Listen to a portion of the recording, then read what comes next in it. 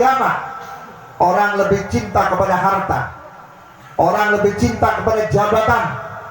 Demi jabatan rela menghina Islam, demi jabatan rela menghina ulama, demi jabatan rela melarang maulid dan acara-acara pengajian dengan macam-macam dalil. Padahal semua penyakit yang turun itu kehendak Allah.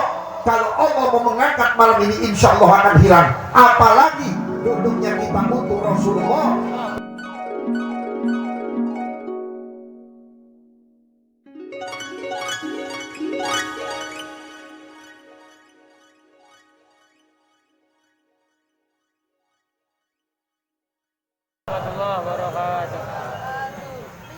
Bismillahirrahmanirrahim. Alhamdulillahirabbil alamin. Wa bihi nasta'inu ala umuri dunya waddin. Wassalatu wassalamu ala sayyidil mursalin Sayyidina Muhammadin wa ala alihi wa sahbihi ajma'in. Allahumma salli ala nuril anwar وصير الأسرار وترياك الأغيار ومفتاح باب اليسار سيدنا محمد المختار وآله الأطهار وأصحابه الأخيار عجل نعم الله وإفضاله. Yang saya hormati, yang saya muliakan dan yang saya cintai, guru kita Al-Mukarram Al-Muhtaram Fadilatul Habib Muhammad bin Ali Al-Haddad. Semoga Allah panjangkan umurnya dalam keadaan sehat walafiat, sehingga dapat memberikan mutiara-mutiara ilmu kepada kita dan menuntun kita sampai kepada Nabi kita Muhammad SAW. Orang tua kita, sesepuh kita, Kong Rohim beserta segenap jamaah Akhinal Mahbub, sebagai wasilah Ustadz Ahmad Boy dan juga Ustadz Sulaiman serta keluarga besar selaku pimpinan Majelis Taklim Siril Asrar yang sama-sama kita hormati dan mudah-mudahan dimuliakan oleh Allah Subhanahu wa Ta'ala. Juga tidak terlupakan kepada aparatur pemerintah. Mungkin ada yang hadir di tempat ini dari lurah sampai RT dan RW. Mudah-mudahan mendapat keberkahan daripada peringatan Maulid Nabi besar Muhammad sallallahu alaihi wasallam. Alhamdulillah, pada malam ini kita duduk bersama-sama untuk mengikuti peringatan atau merayakan hari lahirnya junjungan kita Nabi besar Muhammad SAW. Sebagaimana kita ketahui, peringatan Maulid Nabi merupakan tanda syukur dan terima kasih kita kepada Allah. Di antara nikmat-nikmat Allah yang begitu besar, yang begitu agung, ada nikmat Allah yang paling utama, nikmat Allah yang paling besar, nikmat Allah yang paling super, yaitu lahirnya Nabi besar Muhammad SAW. Dengan adanya Nabi Muhammad, kita kenal Tuhan yang sebenarnya, yaitu Allah. Dengan adanya Nabi Muhammad, kita menjadi muslim dan mukmin. Dengan adanya Nabi Muhammad, kita menjadi beradab dan berakhlak. Dengan adanya Nabi Muhammad, keyakinan dan kekuatan kita kepada Allah, hubungan kita kepada Allah sampai akhir hayat tidak akan pernah terputus. Saudara-saudara hadirin yang saya hormati, Nabi SAW pernah kedatangan malaikat Jibril alaihissalam. Kemudian Nabi bertanya, "Ya Jibril, atanzilu ba'di? Apakah engkau akan turun ke dunia ini setelah aku tiada?" Dijawab oleh malaikat Jibril, "Benar ya Rasulullah." Nabi kembali bertanya, "Kalau begitu masih ada ajaran Allah yang tersisa atau yang belum aku bawa?" Jawab malaikat Jibril, "Tidak ya Rasulullah, semuanya sudah sempurna, sudah tidak ada yang tersisa ya Allah. Aku hanya turun ke dunia 10 kali untuk mencabut keindahan-keindahan yang ada di dunia, untuk mencabut keistimewaan yang ada di dunia. Apa diantaranya ya Jibril? Raf'ul mahabbah. Aku cabut rasa cinta manusia kepada Allah. Aku cabut rasa cinta manusia kepadamu, hai Muhammad. Aku cabut rasa cinta manusia kepada agama. Orang lebih cinta kepada harta, orang lebih cinta kepada jabatan. Demi jabatan rela menghina Islam, demi jabatan rela menghina ulama, demi jabatan rela melarang maulid dan acara-acara pengajian dengan macam-macam dalil. Padahal semua penyakit yang turun itu kehendak Allah. Kalau Allah mau mengangkat malam ini, insya Allah akan hilang. Apalagi duduknya kita untuk Rasulullah, diciptakan dunia untuk Rasulullah, insya Allah penyakit akan kabur dari negeri kita. Datangnya penyakit karena banyak maksiat, datangnya penyakit karena banyak pengkhianat, datangnya penyakit karena banyak orang-orang yang menipu Allah dan Rasulnya. Akan tetapi kalau kita sudah kembali kepada Allah dan Rasulnya, insya Allah penyakit akan hilang semuanya, saudara-saudara hadirin. Nabi Muhammad pernah juga menyatakan dalam hadis yang diriwayatkan oleh Sayyidina Ali, apabila umatku sudah banyak meninggalkan ulama, meninggalkan orang-orang yang alim, yang disebut warasatul anbiya, dan umatku lebih banyak memakmurkan pasar-pasar, lebih banyak memakmurkan tempat-tempat keramaian daripada masjid-masjid dan majlis taklim, maka Allah akan turunkan beberapa macam bala. Di antaranya apa? Al-qahtu minaz zaman, yaitu akan terjadi pecah klik atau moneter seumur hidup. Siapapun presidennya, kalau kita sudah meninggalkan ulama, jauh dari pengajian, lebih banyak memakmurkan pasar-pasar dan tempat keramaian daripada masjid dan majlis taklim, maka Allah akan turunkan pemimpin, siapapun pemimpinnya, negeri itu akan mengalami kesusahan dan kemiskinan. Na'udzubillah. Yang kedua apa? Allah akan turunkan pemimpin yang zalim, pemimpin yang tidak menjalankan amanat, atau rezim-rezim yang zalim yang sekarang kita rasakan, saudara-saudara hadirin. Ini sebab manusia sudah meninggalkan ulama. Kemudian apa kata Nabi? Nanti Allah akan kirimkan penyakit yang tidak pernah ada di zaman Nabi Muhammad. Dulu di zaman Nabi Muhammad gak ada stroke, dulu di zaman Rasulullah gak ada kanker, di zaman Rasulullah gak ada tumor, di zaman Rasulullah gak ada penyakit macam-macam. Paling orang meriang, demam dan lain sebagainya, mutabir. Tapi sekarang penyakitnya Masya Allah, makin banyaknya rumah sakit, penyakitnya makin banyak. Bahkan sekarang penyakit diobjek-objekin. Orang sakit pilek masuk rumah sakit, katanya COVID. Orang masuk rumah sakit karena pengek, katanya COVID. Banyak yang terjadi. Kenapa? Karena memang di zaman sekarang ini tingkat kecintaan manusia kepada dunia melebihi hubbud dunia, sehingga mereka lupa bahwa besok dia akan mati, saudara-saudara hadirin. Maka oleh karena itulah saya kembali kepada pernyataan Jibril, Raf'ul Mahabbah, dicabutnya rasa cinta manusia kepada Allah, cinta manusia kepada Rasulullah. Saya katakan saudara cinta kepada Allah nggak bakal kecewa, saudara cinta kepada Rasulullah nggak bakal kecewa, dan Allah tidak akan mengecewakan kita, Nabi pun tidak akan mengecewakan kita. Tapi kalau saudara cinta kepada dunia, dunia akan mengecewakan saudara. Saudara cinta dengan sebuah mobil, mobil ini mereknya bagus, harganya juga lumayan, kemudian bentuknya juga bagus. Satu saat ini mobil bakal ngecewain kita. Sedang kita senang-senangnya mobil, sedang-sedang kita senang-senangnya punya mobil baru, tahu-tahu itu mobil penyok, atau kena celaka, atau keserempet dan sebagainya, kita keluarkan duit. Maaf, gara-gara mobil orang nggak bisa tidur, gara-gara materi orang nggak bisa tidur, mikirin apa bisa baru lagi ini mobil saya.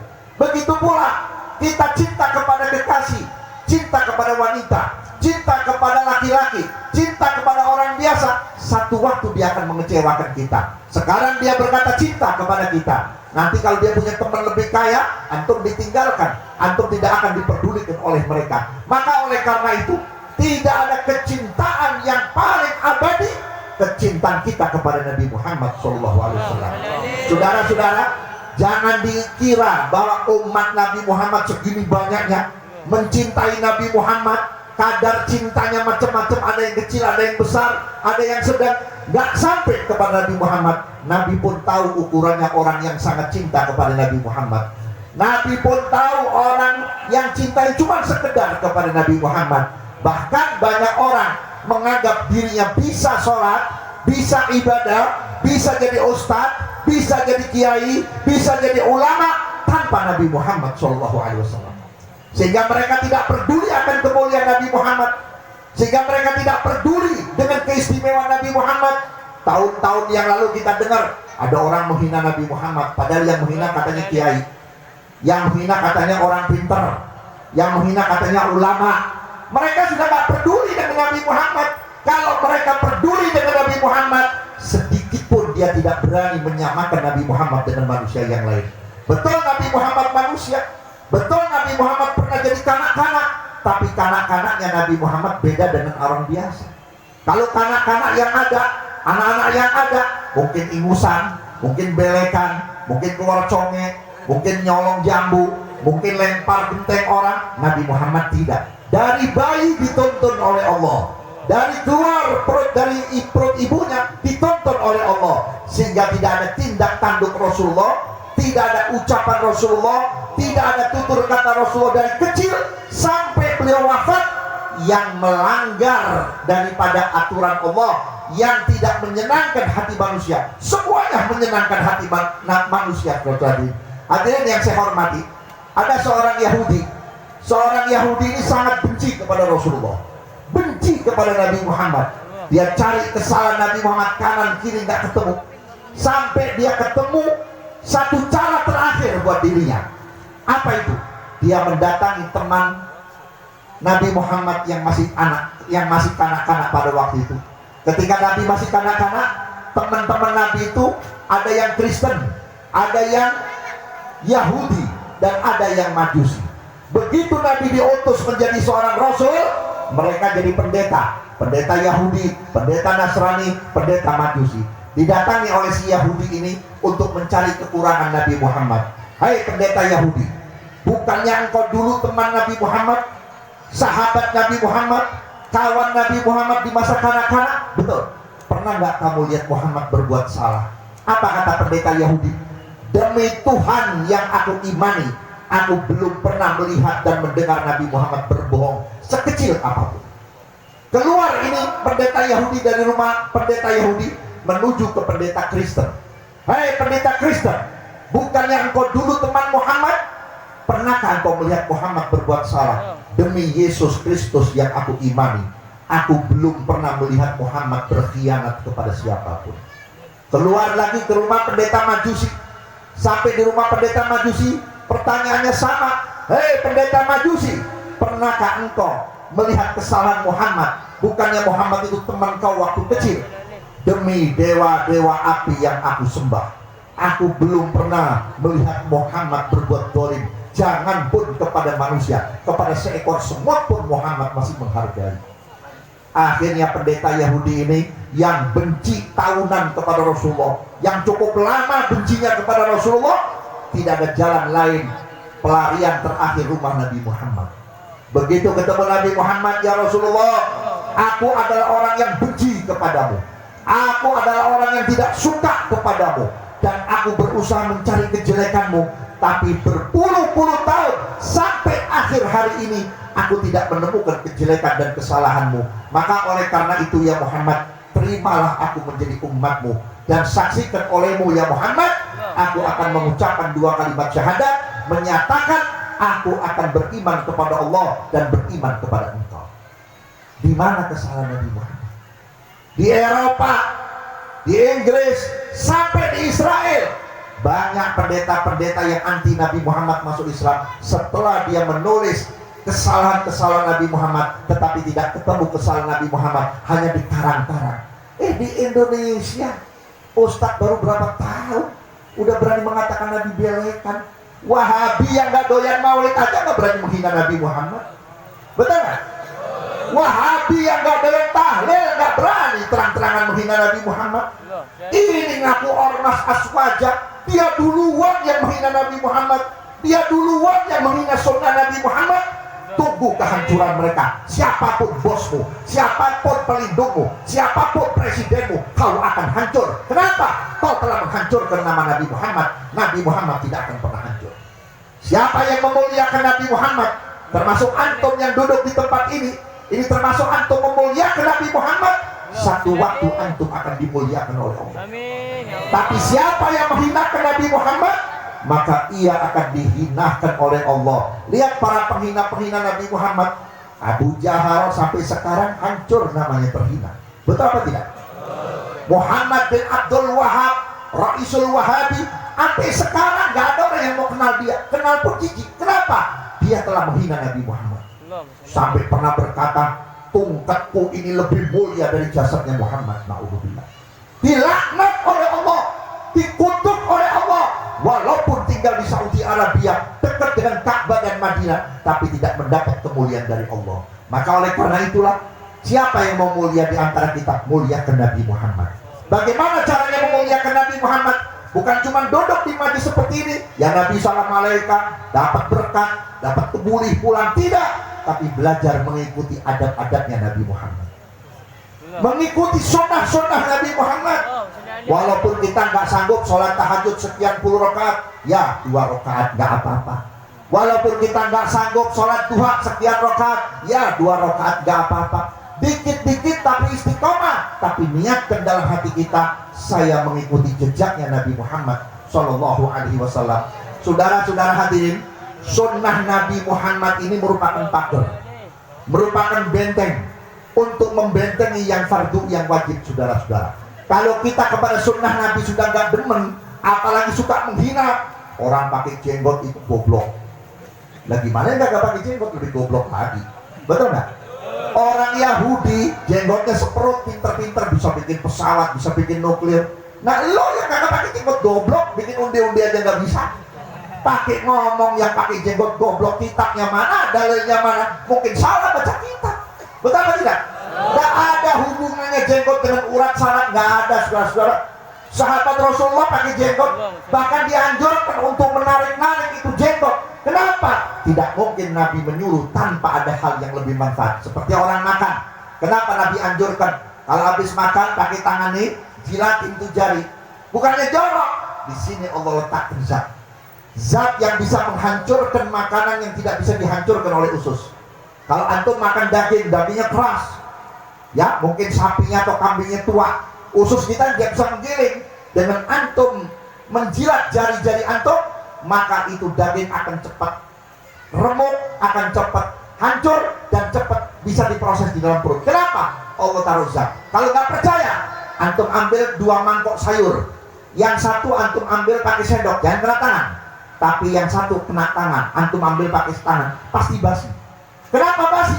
Karena ada zat yang menghancurkan di sini, saudara. Tidak mungkin yang diajarkan oleh Nabi itu tidak ada hasilnya.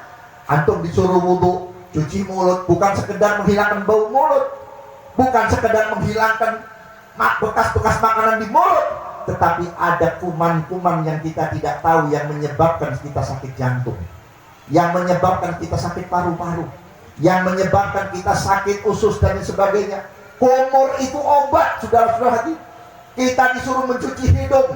Mencuci hidung ini untuk menghilangkan influenza atau menghilangkan kuman-kuman yang kita sedot di jalanan, apalagi zaman COVID seperti ini. Insya Allah terhindar daripada kita. Jadi jangan kita ingkari sunnah-sunnah Nabi Muhammad. Sekarang orang pakai sunnah dikata-katain, orang pakai sorban katanya Arab. Saudara tahu wali-wali Allah, Habib-Habib yang sorbannya gede. Ini saya jawab nih, ini banyak yang tanya, kenapa Habib-Habib itu kok sorbannya gede-gede? Itu bukan sorban, itu kain kafan. Itu kain kafannya dibuat sorban untuk mengingat dia kepada kematian. Bukan asal sorban, kain kafan yang dipakai. Habib Muhammad bin Ahmad al-Muhdar itu sorbannya gede. Habib Idrus bin Husain Idrus yang mengislamkan India, itu sorbannya gede. Begitu dibongkar, ternyata bahan kain kafannya dijadikan sorban. Kenapa? Satu, menjalankan sunnah Nabi. Kedua, ingin ikut tetap ingat kepada mati. Sebagai inilah ajaran-ajaran salafun saleh. Maka alhamdulillah saya lihat di sini ada kitab yang dalam kitab ini banyak diceritakan tentang hal ikhwalnya orang-orang soleh, para aulia oleh Habib Muhammad bin Ali. Mudah-mudahan menjadi pedoman buat kita. Kita ikut Nabi, kita nggak ketemu Nabi, tapi ikut ulama. Nanti dari ulama kita kenal wali, dari wali baru kita kenal Nabi, dari Nabi kita kenal Allah Subhanahu wa ta'ala. Mudah-mudahan Allah limpahkan rahmat hidayah kepada kita semuanya. Kita doakan guru-guru kita, Bang Rohim, Habib Muhammad, dan juga Ustadz Sule dan Bang Ahmad Boy yang sebagai wasilah, mudah-mudahan dipanjangkan umur, dalam keadaan sehat walafiat. Dan mungkin ini yang dapat saya sampaikan, nanti akan dilanjutkan oleh Habib Muhammad, karena waktu ini belum dibacakan maulid, takut terlalu malam ya. Mudah-mudahan Allah limpahkan rahmat hidayah kepada kita semuanya. Kurang dan lebihnya mohon maaf. Assalamualaikum warahmatullahi wabarakatuh. Waalaikumsalam warahmatullahi wabarakatuh. Rabbil alamin, hadirin, demikian tadi Mau'izatul Hasanah, nasihat yang sangat penting untuk kita semua, yang manfaat untuk kita semua oleh guru kita Al Habib Ahmad Fahmi Al Aidrus, yang mana mudah-mudahan beliau sehat walafiat.